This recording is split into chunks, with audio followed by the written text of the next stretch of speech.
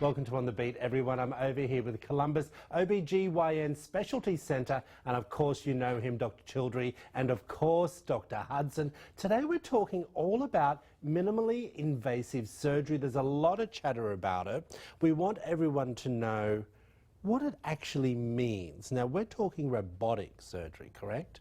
We're talking robotic surgery, but it can also include laparoscopic surgery, that any surgery that uses very small incisions to do things that we used to have to do through large incisions is now defined as minimally invasive surgery. Okay, explain to everyone at home. We're bringing up some video and they're going to be thinking it's like a robot, but it's still performed by the actual surgeon, right? Correct. And one of the biggest advantage for me is my patients don't hurt post-operatively.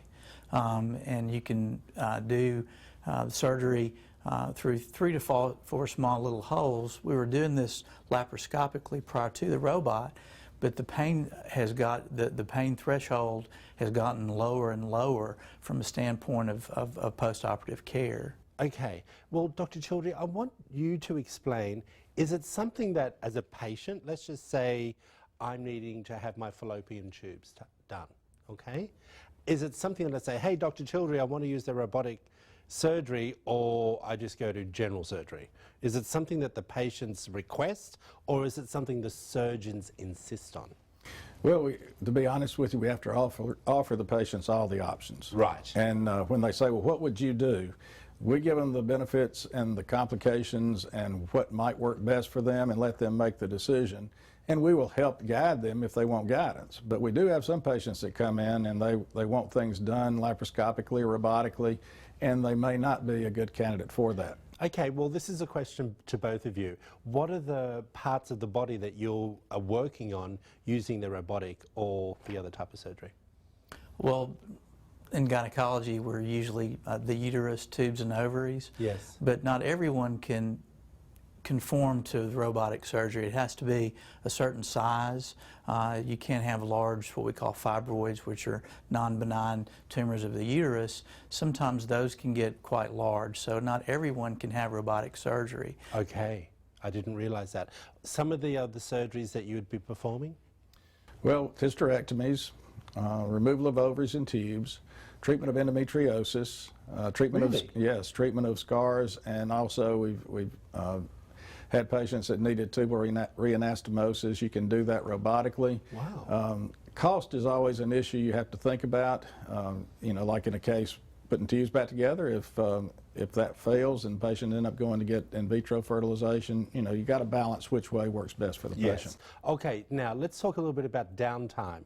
Is there a difference in the downtime, doctor? Very much so. Really?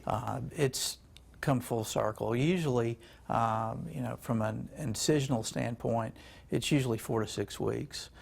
With robotic surgery, you usually go home the next day. Isn't that amazing? It is amazing. And it's one of the joys to round on patients post-operatively and not have them hurt and be in the hospital for 2 to 3 days, because you can have you know, complications post-operatively from someone that's not moving. These folks are moving. They're up and about. They're doing and that's it. what we want as surgeons. You want them up and about. And the other thing that we're looking at today is opioid crisis. They talk about pain management, pain control, pain drugs. Yeah. When you can do a procedure that leads to less pain to start with, you can use less drugs. Yeah. Very quickly, does our insurance cover robotic surgery? I'm sure that's a big question out there.